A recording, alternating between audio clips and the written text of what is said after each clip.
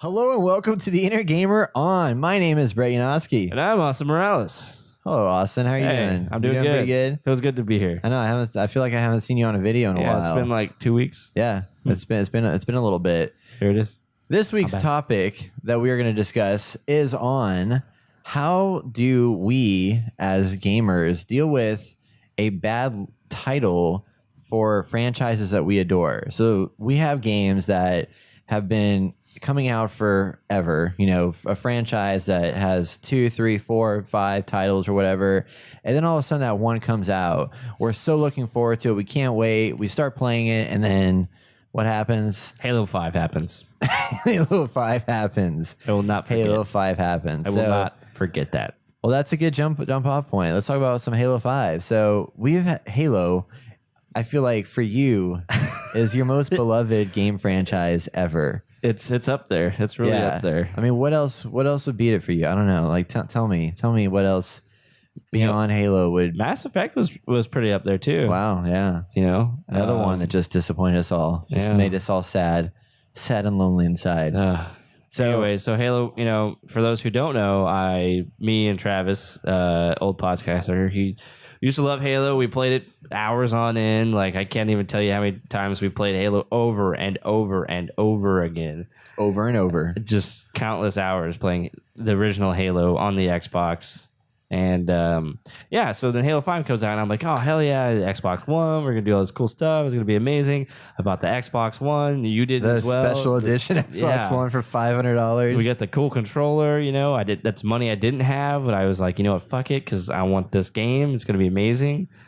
And then it was complete garbage, and I wasted my money. But hey, they had the requisition packs. Yeah. And you got confetti and stuff like that. That was cool. That was cool. It was not really cool. I don't know. It was just really disappointing because I've never been a huge Halo fan. I wasn't like as enamored with it as you guys were. Right. But it was a great multiplayer experience, and I felt like Halo 5 just wasn't in any aspect of the word. It was okay, but I didn't feel like this badass Master Chief character that I so wanted to be. The story was not good. I mean, they touted this big, huge, you know, conflict between the two characters. Yeah. And then from what I understand, countless times. Yeah. And then on top of, they had the audio podcast that came out. Oh, that was great too. I love that audio podcast, whatever it was called. But it was a very good audio podcast. You know, it was like leading up to this huge release that's going to like reveal all these answers to come to light and finally get to like dive into what we've been marketed, and then it was nothing like that. It was complete garbage. I mean, it was almost as bad as Destiny. Ouch. Yeah.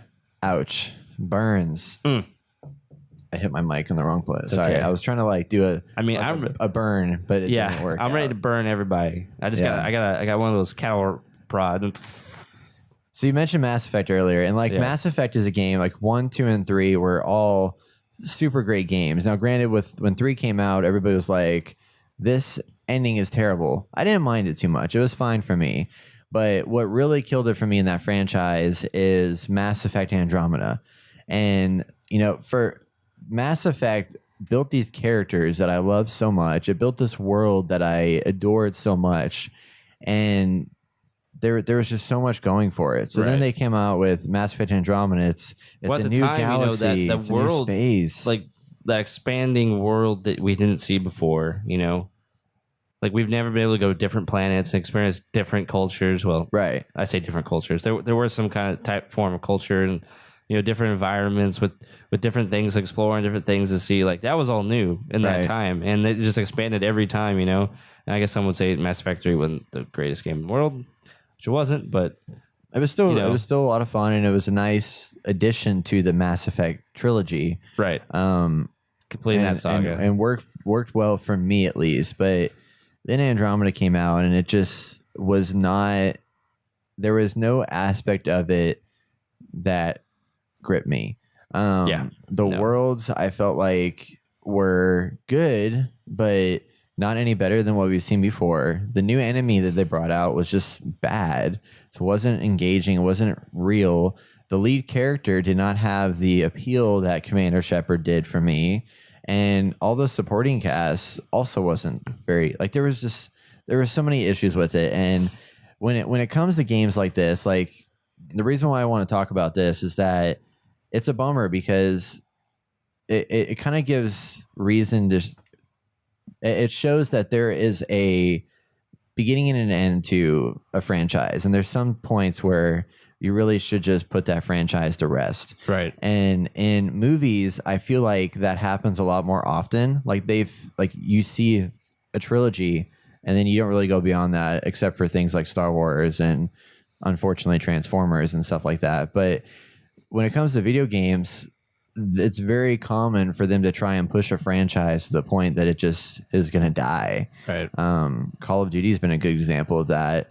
They've been pushing that so much, and at least they've tried to freshen it up with new settings, new stories, right. New types of experiences that you haven't had before. But you can't really push a game too far. No, you can't. I think the only medium you can is books. To obviously, there's a degree for books, and then TV shows. Yeah, are probably the farthest I've seen any medium push a franchise. Yeah, I mean, like sometimes you'll have like a 10-season series of something, and like it usually works. Where, I don't know what the 30th season or whatever, right? 50th season. Yeah. So, but like things like Breaking Bad, for example, I mean, that had a 6-season run, and that was deserving of that. Like, had they pushed that any further, they would have been pushing the story to the point where they would start losing fan interest. And I think The Walking Dead's at that point on the TV show. This is our old discussion. We talk about, I discuss how money is like a key factor for franchises. Right. And I think you see that here. Like, they're trying to push it to the point where they know people love it and they'll keep coming back for it and keep spending money. Yeah. I mean, at the end of the day, like, that's what they're trying to do. Now, the publishers are trying to make a good story, but, being part of these giant companies, there are guidelines for that and how far they can go and not go. So. Right. Assassin's Creed, that's a game it's one of my favorite games that I've ever played, or franchises that I've ever played. But as of late, it's been so hard to be a huge fan of that franchise. The Ezio series was amazing. It was so well done. Ezio as a character was really likable. He was great. Assassin's Creed 3 came out, and it was good. It was not bad, but I felt like it was like 5 hours too long. Oh, yeah. And they extended it way too much, and they did too much of the who is this character as a child and how he came to be. I feel like they spent too much of him pre-assassin level, and just it didn't work for me in that game. And then we had Black Flag that came out, which everybody loved. I never played a lot of it, but everybody loved that. And then since then, it's just been kind of falling down and down and down. And it hurts, like, for me, because that's a franchise that I love so much. Like, that's one of the few games that I would almost reach 100% completion. Like, I would get really close. And it's upsetting. And Origins now has a new hope for me. Like, I'm excited. I feel like there's a lot of things that they've done with this that makes it feel like it's going to be good, except I don't like the main character that much. I don't know who he is, and he doesn't have a personality. Like, Ezio had like this kind of Nathan Drake-esque personality, right? Which he was likable, he was serious when he had to be, but then he had some kind of like, this humor side to him, which is nice and believable. And then new guy, I think that says something with the writers, the people who are actually creating these characters in the background. But let's talk about maturity. Obviously, all these games we're talking about came out when we were young adults, high school, early college. Do you think growing up expecting certain things now has changed the way we look at these games? Basically, do the games that are coming out now, do you think we would have liked them back in the day? Like, if we were in high school? That's a good point. We had more time there. We had more time to soak it in. We didn't have the stressful life where we're just like, give me the story, give me what I want. I'm not getting attached to characters, so just like, were different. Fuck this game. I'm done with it. Yeah. I think it does have a lot to do with it. I really do, because the first Mass Effect was amazing, and then Devin talked about recently how he doesn't like it. He doesn't like the characters. He doesn't like the world. had he played it 5 years ago, he probably would have liked it. Right. And at that time and that place in our lives, it was such a well done game. But yeah, I think definitely age has a lot to do with it, because I know there's a lot of games that come out that are people are like mind blown about how good they are of younger audience. And for us, like we played so many, we've gone through so many experiences, our level of expectations consistently get higher as we play more games. And that's a bad thing for developers, right? Because they're like these franchises, they are trying to keep that audience they've had in the past, but also getting new ones. And it's just kind of like, who are you gonna kind of pander to more? And I feel who like are you gonna call? There's like they're taking nostalgia of the name, for a franchise, and then marketing to all the new people that are gonna come into it. And it's just like, dang it. We just please have our game that we've loved so much. Like, dang, like at some point I feel like I wish they would just release the IP and like, here, you fans, you build a game that you love or whatever, or something like that.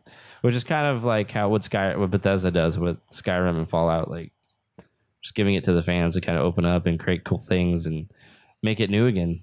Yeah, which that's true. Is why they've lasted so long. That's why Skyrim is still a big game right now. Yeah, Skyrim has had one of the longest lives of any game I've ever seen in a long time, except for I guess WoW. Yeah. But it's strange. I mean, so let's compare companies, because let's talk about a franchise like WoW or Diablo or StarCraft, and they came out way longer than all these other games, but they continue to be good games even now. They are a little dated now, some of them, but I mean, well, those games too. Why? I think with those, that makes them so different. So this is interesting to bring this up, because the games that we previously talked about, Assassin's Creed, Mass Effect, stuff like that, you saw a new one come out every 3 or 4 years or whatever. But Diablo, for example, has been around for a very long time. Like I was playing that back when like StarCraft 1 came out in 98, 97-ish. And then StarCraft 2 came out like 10 years later or 8 years later. So that's a huge lifespan. We've only seen 2 StarCrafts. We've only seen 3 Diablos. True. And when you look at WoW, I mean, that's really, we've only seen 1 WoW, but how many expansions? Like 5, I guess, in like 15, 20 years, something like that. Like it's been around for so long. 5. I think there's something to Blizzard. Blizzard takes time with their properties. Like they're going to give it enough time to make sure that this is going to be a good, solid game that is an appropriate addition to the franchise. And they're not going to jump into new IPs or new experiences until they know that they've done their homework to ensure that this is going to be a good, solid game. Assassin's Creed was falling into the problem of, we got to bring one out every year. And that hurt them, or every 2 years. And that was the thing. It was more about, like you said, money than it was actually bringing out new games that were actually going to be good. Rockstar is a great example as well, because they've had 6 or 7 Grand Theft Auto games, but it's very uncommon that a Grand Theft Auto game comes out every 2 or 3 years. It's like every 5 or 6 years that you see a new Grand Theft Auto. Right. Like there's a huge time between the titles.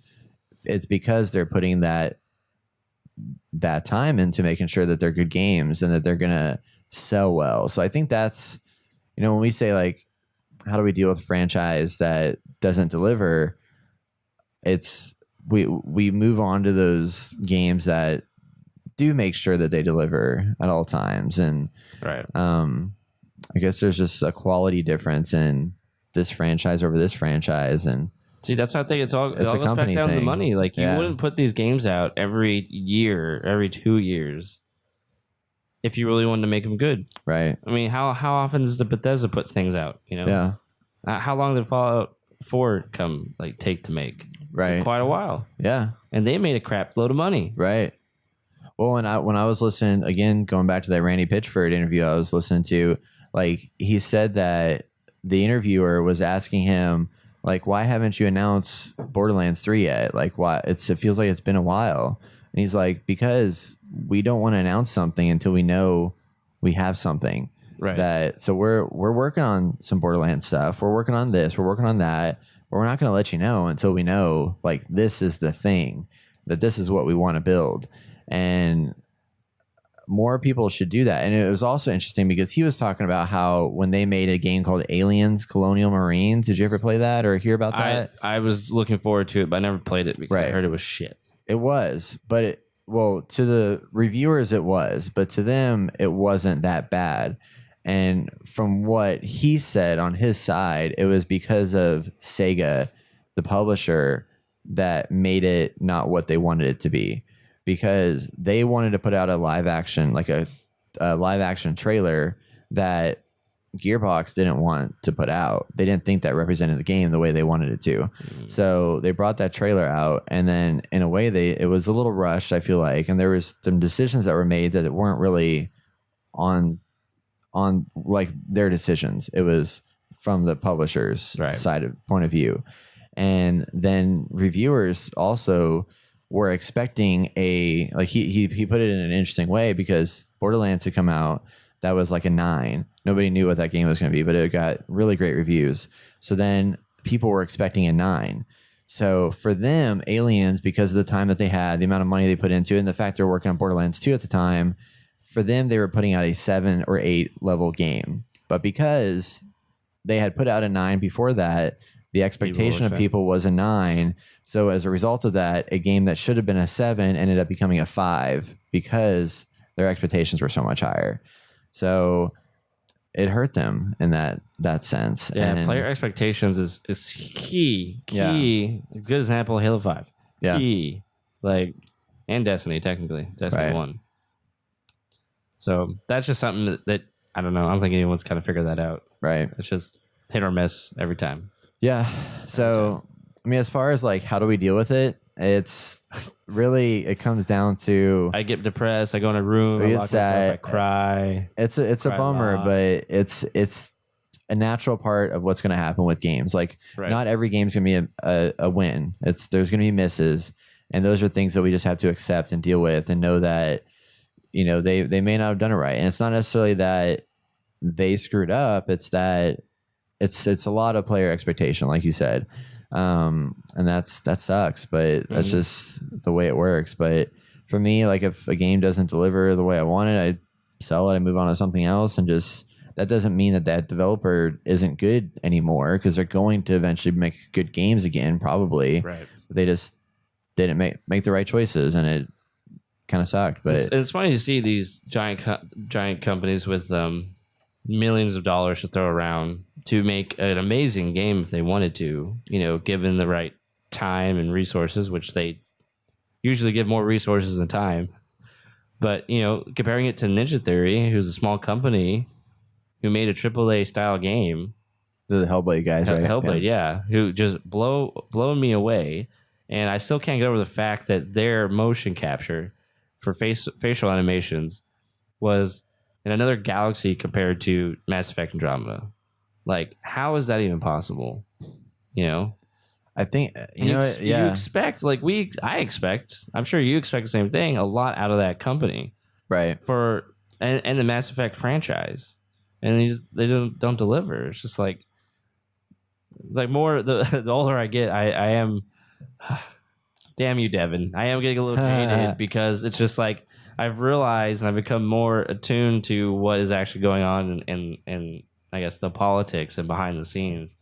And it's like I'm more now keen on like doing indie games than I am these AAA titles, because like it's gonna be $60 and it's gonna be DLC and they're gonna want you to do some microtransactions. I mean, the bigger a game gets, the harder it is for them to deliver the level of quality that we come to expect, because there's so many more variables at play. You have publishers that have to make sure that they hit the right numbers to get the right amount of money for that quarter. They have a quarter expectation.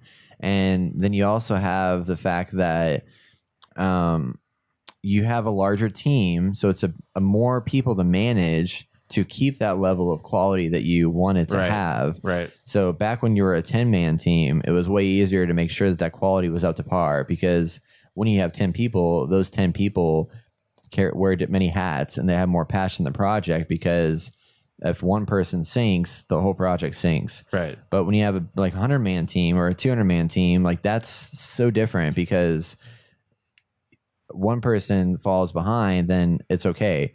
But they also have a faster like life cycle they have to do because they have more money that they got to spend on these people who are building these games. So they got to produce things quicker and faster and knock it out. And it's a business problem. I mean, it comes down to the fact that it's like you get big, and then once you get big, you eventually have to fall because you're not going to be putting out the quality of stuff that people want. And that's why we see a lot of these huge developers leaving these giant companies and starting their own company all over again.